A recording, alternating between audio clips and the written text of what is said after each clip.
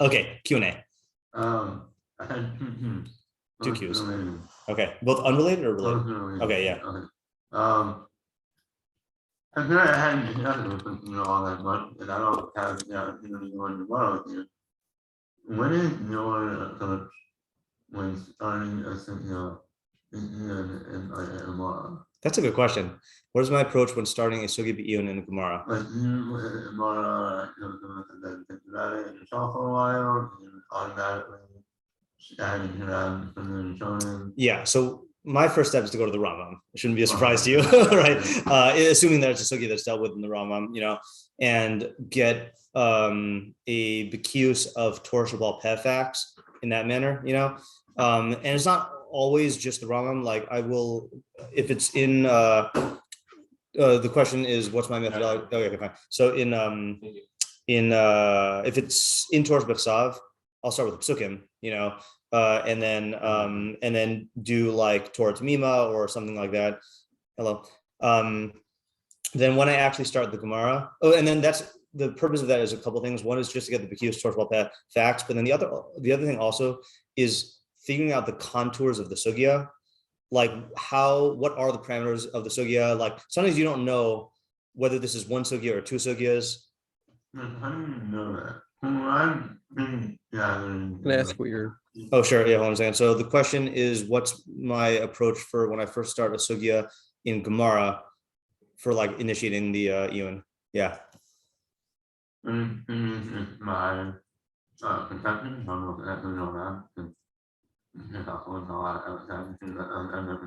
yeah. But I feel like there's a lot of lines on shonen and holding where the sugya is.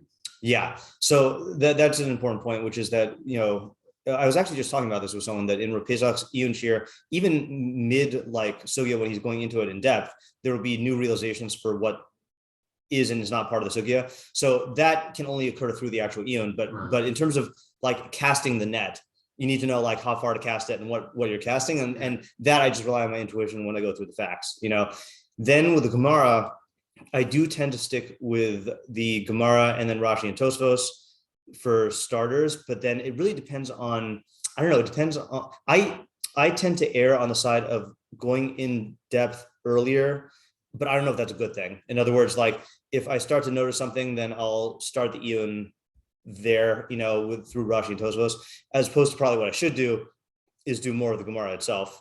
The other thing I do is, I think it's also, again, I know there's different opinions as to like how much to use like crutches, so art scroll footnote type things, whether that's art scroll footnotes or like Chabad.org Mishnah Torah footnotes, are very helpful, or like Beis Yosef on the tour. Machshavah, Machshavah is also a good thing also. But I mean, like, I think these are all good to use. And then I just kind of like feel my way around it. I mean, it's, and then it's also driven a lot by what I want to work on or what I'm interested in. And then following the interest and going where that leads me, which will usually lead me to get more of a sense of the sugya itself. Like if I try to, from the outset, figure out what is the sugya, then that might also affect my motivation. Like it's easier to like pick a problem to work on and then let the problem lead you. Aruch HaShulchan, that's a big thing. That's the biggest thing also, is like really Rambam and Aruch HaShulchan, because Aruch HaShulchan will take you through all of the Masorah in terms of getting a big bird's eye view and give you like all the machlokim to work on, and then you could like go back into the Gemara and see it from the back. But Aruch HaShulchan I think is the best for that. Yeah. Yeah, sure. When do you think in having going, I guess class in general, when you think hanging on tomorrow, it's a good question. The question is, right. Question is, what's the difference in methodology for learning Gemara B'Iyun and learning Tanach and B'Iyun? It's a good question. I mean, all I can say is that the process is the same in terms of facts, questions, brainstorming, svaras, testing. Like those are the 5 steps, But then because the nature of the ideas is different, then the process is going to play out very differently, and I feel like even within Tanach, let's say like in Mishlei, I know what a Mishlei idea looks like. In Pirkei Avos, I am starting to know what a Pirkei Avos idea is. Tillim, I know what a Tillim idea looks like. In a new area of Tanakh, there's like a process of like getting to know what an idea in this type of thing is. In Chumash, I'm still like, there's just so much variety. It kind of depends on use of the Mefarshim. And in Gemara, I have an idea of what a svara looks like, from all the years of Shir and like Iyun, but like it's so I like follow that scent, yeah. It's hard to like map out, more than that. Yeah. But I mean, even that thing of like, I mean, again, I don't think this is a chiddush to anybody here, but like, viewing all learning as a process of 5 steps and realizing that the 5 steps are sequential, but you can go back and forth in between them. So facts, raise all the questions and the problems, start to brainstorm, come up with ideas, and then test the ideas. But then sometimes you are in the brainstorm stage and you realize you need to go get more facts, or like you test the idea and then you realize that one of your questions was you missed a question, and then the question, so I think just having that paradigm in mind is helpful. And that's also the same way I structure shirim. When you're teaching, unless it's like a Devar Torah on Friday night where you're not going to have like audience participation, then ushering people through the steps, and like if you're controlling the shir, you having in mind and then giving verbal signals to where we are in the process of learning, I find really, really helps people out. Like we're like explicitly stating, okay, we do this. I mean, it's very clear in Mishlei. Like we're in the translation fact gathering phase. We're in the question phase. Okay, now we're moving on to ideas. Now we're testing out the ideas. I think it helps people to follow, because many times you could just feel lost. Yeah, David. Not really a question. Sure. Go ahead. So something that happened to me, and then the question from that. Yeah. So a week and a half ago, I was with someone who I think finds halakha a little bit burdensome. Okay. And so doesn't follow anything halakha. Yeah. And something came up where they were fine doing something. It wasn't like directly sore. They were fine doing something that I was not going to do because of halakha. Yeah. So that's what happened. So do you have suggestions on what to say or just how to go about a situation like that? Because I'm assuming, right. My thought then was, I'm not going to say to this person, I'm not doing this thing halakha, because that will probably, to them, is my thought, is to make it seem more enforcive on me, or just on people in general. Yeah. That's the way to run halakha. I don't want to push that. Right. So. Yeah. So do you guys get that question? No. Okay. So let me restate the question so the case was David was with someone who doesn't always follow halacha, and the guy did something that David wouldn't do because of his halachic adherence. And the question is, what do you say or do in a case like that to the guy? Yeah, particularly because I'm taking it that the feeling of halacha is overly burdensome. Right. Yeah. Given the sensitivities you're saying. Yeah. Yeah. Was it just clarification? Was it something that was explicitly halachically asur, or no? It was not something halachically. Okay. Yeah. But related to the halachic system, you're saying. Yeah. So that was the reason why I wasn't doing it, because of halacha. Right. Yeah. So I think and the person knew it or did not know it? Did not. And so that's what compelled you to have to say something, because otherwise they would, like, in other words, what was the need to say anything at all? I didn't say anything. I would have said, like, there was a conversation happening. Yeah. And I would have just, I steered the conversation away from that because, or at least like I didn't participate any further. Yeah. Instead of like, I just kind of stopped talking. Right. So it didn't become a thing of like, tell me what's up. Yeah. But I didn't say like, I'm not going to talk about this because of. So are you implying that the issue was a lashon hara type issue? No, or it was no? more of a nivul path thing. Oh, nivul path thing. Okay. Yeah. Right. Yeah. Because I do think it's different when, with a person like that, if you can avoid, I mean, you got to know the person, right? But I mean, the disclaimer is this is very, very highly dependent on the person. But it's a good question. I mean, okay, it's hard to not answer this in terms of like tochacha, right? And the question is like, what are the parameters of tochacha? And we don't do that anymore. We don't do tochacha according to the way halacha is, where you keep rebuking the guy until he hits you, right? Like the Rambam says. And so I feel like we talked about this in another Q&A recently, but the mitzvah, kishem mitzvah lomer davar nishma, kach mitzvah shelo lomer davar shelo nishma. So just like it's a mitzvah to say something that will be listened to, so too it's a mitzvah to not say something that will not be listened to. So that's in terms of actual tochacha. And I think you can extend that to other messages you convey, through your verbal or non-verbal communication about that if it's not going to be listened to, then it often can lead to more harm, and the person, I see this, so many nuances in the thing. The person knows that you're a religious Jew, and there's factors. Do they know you're a religious Jew? Do they know that this is the halacha? There's so many factors here. I'm going to switch gears. I'm going to give another answer. Let me see if I can find it. Sure. It's on the old blog, I think. This is a non-Jewish answer, but actually, Kiruv. Yeah. Hold on just 1 second. Nope. Oh, maybe it's not here. Give me a second. Where would I have it? Seneca, Kiruv. All right. Yeah. This was a letter to my principal. Okay, so here's what so this is more good advice than you're asking for, but I think the answer is encompassed in here. So he says, refrain from following the example. This is in Seneca's letter. I don't know which letter.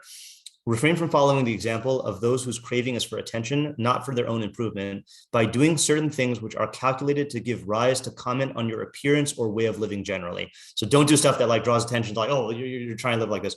Avoid, and remember he's talking to philosophers who would often try to exhibit their philosophy, right? So he says, avoid shabby attire, long hair, an unkempt beard, an outspoken dislike of silverware, sleeping on the ground, and all other misguided means to self-advertisement. And then he says, the very name of philosophy, however modest the manner in which it is pursued, is unpopular enough as it is. Imagine what the reaction would be if we started dissociating ourselves from the conventions of society. Inwardly, everything should be different, but our outward face should conform with the crowd. Our clothes should not be gaudy, yet they should not be dowdy either. We should not keep silver plate with inlays of solid gold, but at the same time, we should not imagine that doing without gold and silver is proof that we are living the simple life.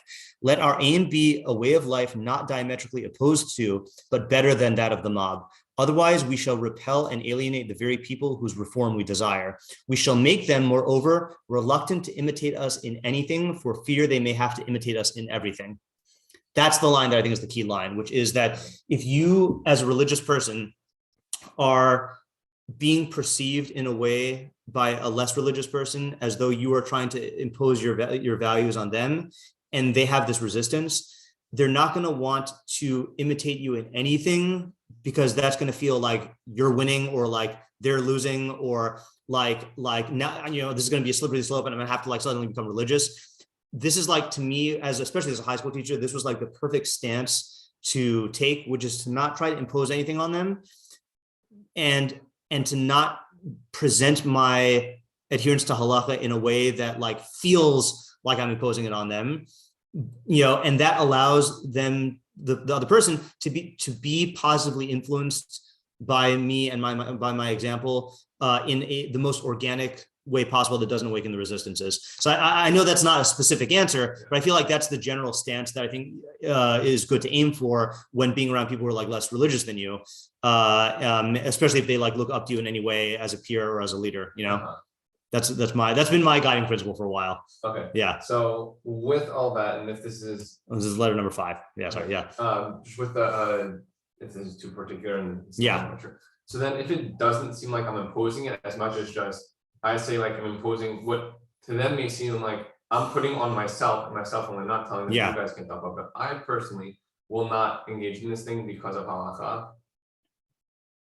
would you see that as any different if it doesn't seem like I'm imposing on them? I'm just saying for myself, I'm not because of all. I mean, I think a lot of that is going to depend on how they take it. Like I think all you can do is be the most present it in the least threatening way possible. And also in the most intelligent way possible. I'll give an example of this that happened last night, but I'm going to turn the recording off. So like you can also in certain circumstances give reasons that are not the whole truth. Like Chaim was saying like, I'm not comfortable talking about this, which is true. The reason why you're not comfortable talking about it is because it's violating halacha, but like, that's a good, like in between ground. And it does make it clear that it's just about you.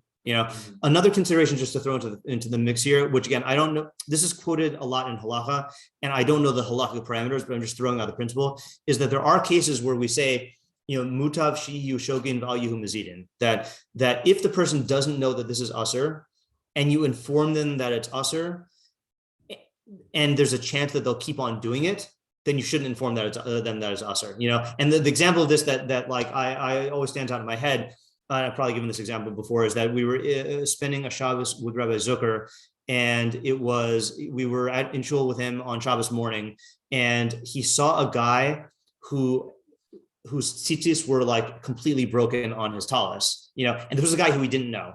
So Rabbi Zucker like agonized, should he tell the guy? And then like, in hopes that the guy cares enough about halacha to like take off the talis, or by telling the guy, is the guy gonna be like, whatever, and then just keep wearing the talis, and now he's gonna be mazed, and he eventually did tell the guy, and the guy didn't take it off.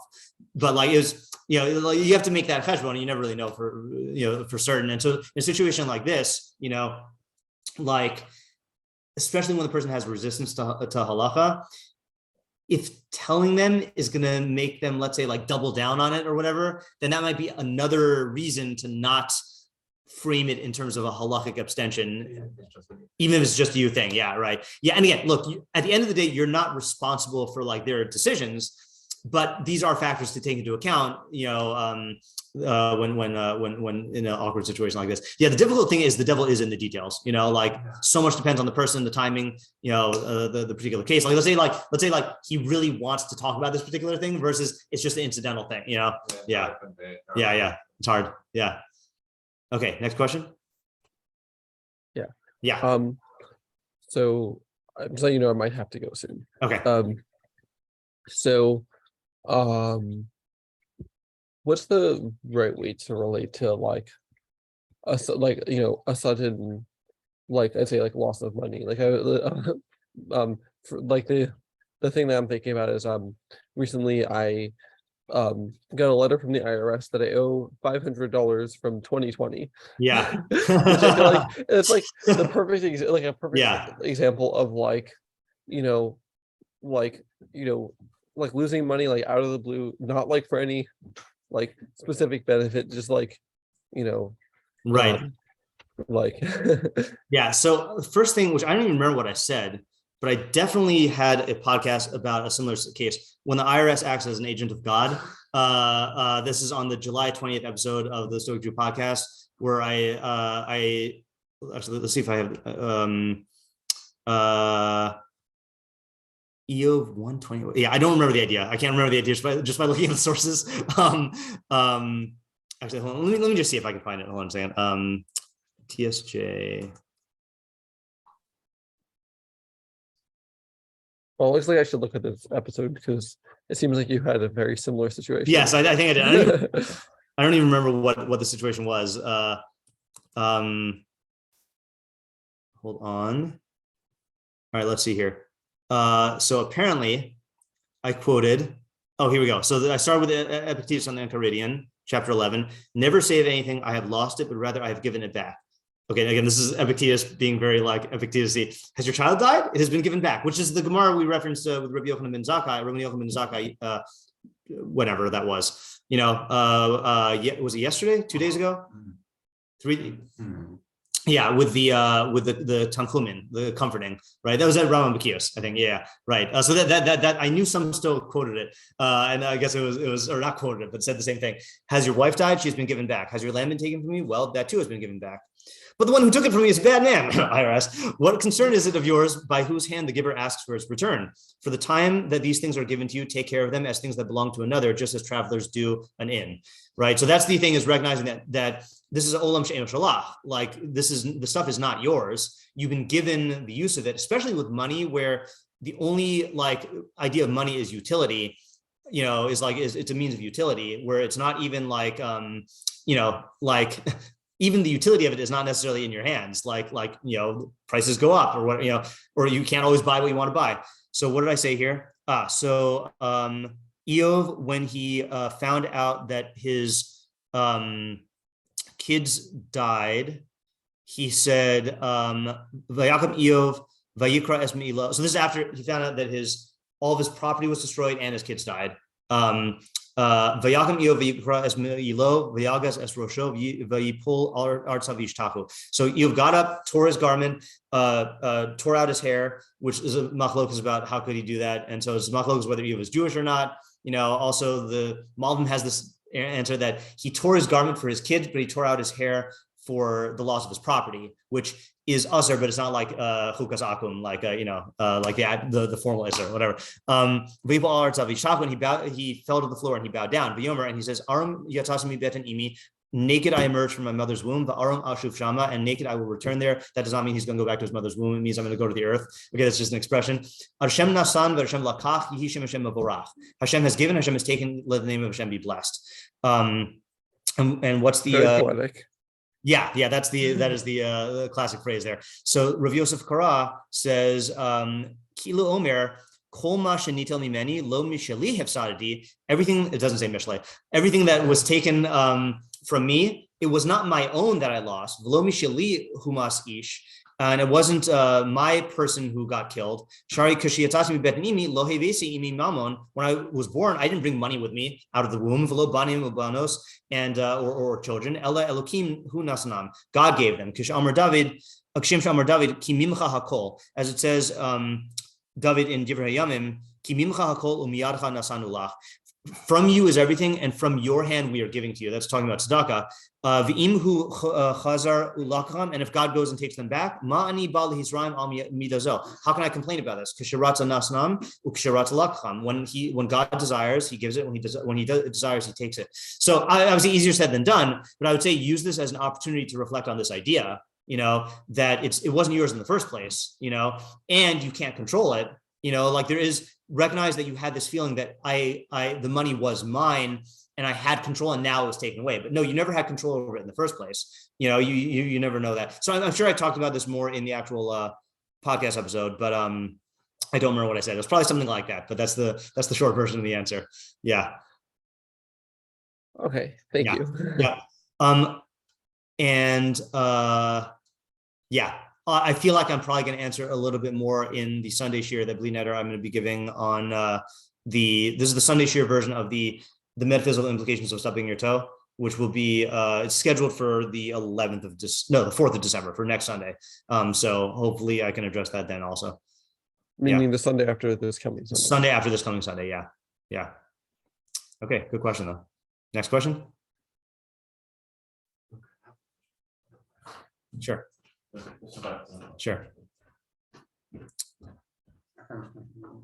Oh, always happens.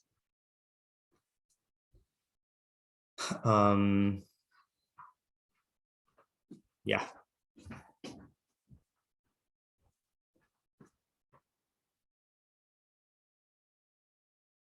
While we're waiting, I'll answer another question. Just a quick question. So I had this thing happen to me. I don't think I made an episode about this yet, but so last time I had to renew my car registration, I missed the date and I got a ticket, so I was like, okay, next time I'm going to do it ahead of time. So I did it a month in advance. I renewed my registration, got the sticker in the mail, put it by where I have my keys, and I'm going to replace the sticker on my car before Sukkot. Lo and behold, Sukkot comes and goes. I go to Seattle, I come back, and I forgot. I just totally forgot about it, and I got a ticket. Even though I had actually re-registered. So then I asked a bunch of people, like, is there a way to dispute this? Because technically I did renew my registration. It's just I didn't have the sticker. So I got a bunch of different conflicting answers. Like some people said yes, some people said no, some people said you can try. And then I asked our own very YBT guy in New York government, who and he talked to a friend who like works for the department, whatever the department that is, and he said it's not gonna be disputable because the sticker wasn't displayed. So, but I'm thinking, well, maybe I can like appeal to the good side of the judge. So the ticket is not a super expensive ticket, but it was $65, which is not nothing, And when my friend told me that I can't do that, like I can't dispute it, I said I would gladly pay. Obviously I prefer not to have made the mistake, but that's on me. I would gladly pay $65 to not have to spend hours of time and stress to do this. And I think that's not exactly for your case, but I feel like that's a good way to think of losses of money in general. Of like, what some people are attached to money more than time and mental space. I value my mental real estate and chronological real estate very, very, like there's a high premium on that, and I would gladly pay to not have that take up that space. So I don't know if you could apply that to your case, but yeah, I think I think I'll sometimes do is like think about like how much time it would take me to like prevent a loss of money or to save a certain amount of money, and say what like is that like salary per hour, and like is that something that I'm willing to do? Because like sometimes you do the math and it's like, okay, it's like $50 for 5 minutes of work. That's definitely like that's a reasonable thing. And sometimes it's like $5 for 5 hours of work, and then it's like I should be valuing my time more than exactly. And by the way, that's an objective thing also, which I have done in the past, is if you're working, for a living, you can actually calculate what your hourly worth is, and then actually ask yourself, is it worth the time? Like, is it actually like in terms of dollars worth the time? And that also can help with the money thing. One more thing also, just given the fact that this happened to you from 2020, you said, so if you haven't listened to it already, I think the second most recent episode of the Stoic Jew podcast is called Life as a Slow Motion Explosion. And that is about how to react to things that the causes were set in motion a long time ago and that end up like being bad for you, and then how to extend that mentality to things that are happening right now. And so I recommend listening to that as well. Yeah. Interesting. Yeah. Okay, David, your question. Yeah, okay. So I actually may have asked this before, but if I have, I don't remember what you had said. Yeah. Okay. So is there any problem with doing something one's parents would not be okay with them doing, assuming there's no intrinsic disorder that? I think you asked me that before also. Yeah. Okay. Yeah, right. So I this is obviously not psak, okay, but just based on my understanding of the sources, let's just look at the you guys did the sugya of kibbud av v'im last year, right? Yeah. So you probably are fresher with this than I am, but and I assume the question was not answered then. If it was, I just don't remember the answer. Okay, sure. In which case, if it will probably come up again in my life. So I think I remember the exact case you were asking about, or no, I remember what I assumed you were asking about last time. It's fine. So Hilchos Mamrim, about shoes. No, you mentioned, yeah, you mentioned that yesterday with the fish my kids. Oh, yeah, I did. Yeah, that's true. Yeah. Let's see. So actually, the place where the Rambam talks about kibbud av v'im in Mamrim, but it's based on Talmud Torah and kibbud harav. So I think the halakha that's relevant, because the same halachas with kibbud harav mufak, is kol ha. So he has this whole list here. Anyone who, we had a good translation for cholik in this case, because it really means to like split off and make your own base midrash. That does not relevant to parents. Anyone who complains about his rav, it's as if he complains about the shechina. Wait, that's not the one I wanted. Hold on. Maybe he does talk about it. No, maybe he does talk about it in kibbud av v'im. Sorry about that. Sorry, I missed the question. What was the question? Was about what's the deal with doing something that your parents don't approve of, but is not like halakhically, it's not halakhically asur, but like doing something that your parents approve of in terms of kibbud aim. So ezehu mora ve'ezehu kavod. Mora lo ya'omed b'mukomo v'lo yoshev b'mukomo v'lo soser es devarav v'lo machriya es devarav. So mora of aim is don't stand in their place, don't sit in their place, don't contradict their words, and lo machriya es devarav. Okay, so definitely like there is a verbal, from what I understand, there's a verbal isser of like arguing with them about certain things that they like insist on. But in terms of whether you do it or not, you know what? There's a Torah Tamima in this week's parsha, I think, on this issue. Let me just see if I can find it. If I can't find it now, then I'll have to send it to you. About marriage, I believe. It's at the end of the parsha, I think. I might be wrong. I've been trying to do this thing where I go through all the Torah Tamimas every parsha now, all of the actual, not all of his commentary. What? It's a lot, yeah. But the numbers of Chazal are short, so like, and then I'll look at the Torah Tamima's footnotes on the ones that I'm interested in. So I think this might be here. No.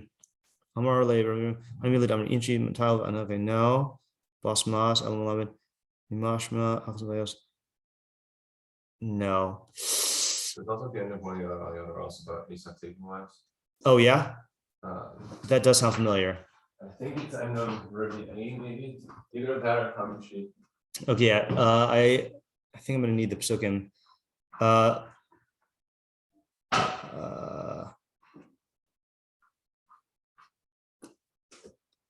Yeah, if you can tell me the pasuk, then that would be good. Yeah, Chav Vav Lamed Daled. Chav Vav Lamed Daled. Yeah. No, I mean that is that, but that's not what I was thinking of. Yeah, no, because he talks about with marriage, even if your parents don't approve of the marriage, then you can still marry who you want to marry. And so that, but I don't remember what the limud was. In other words, like I'm under the impression that that was a like in the whole, yeah. In Hills Deos? Not in Halachic. When we were going through it? Yeah. Interesting. Yeah. I don't know the parameters on that. I can guess what I said last time, which is that like, obviously there's no thing of like, all my decisions I have to make have to have the approval of my parents. That's just not how halacha works. Like that's not how human being works, you know?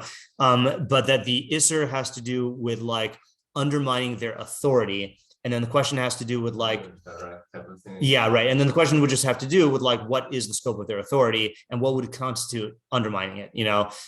So I don't know how we practically hold on that. I have to like research it, but yeah. So sorry, I can't give a better answer. Yeah. Okay. If anyone else has anything else that I can answer it, if not, we can end. But I'm not giving cheers today. So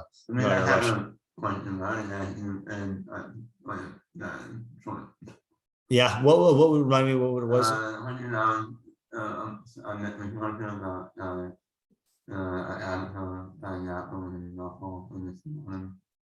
Oh yeah, right. Yeah, that I have to look into also. Yeah. Oh, you're looking into it. Okay. Yeah. Okay. Have a good Shabbos. Good day. Yeah. Thank you. Thank you. Thanks for coming.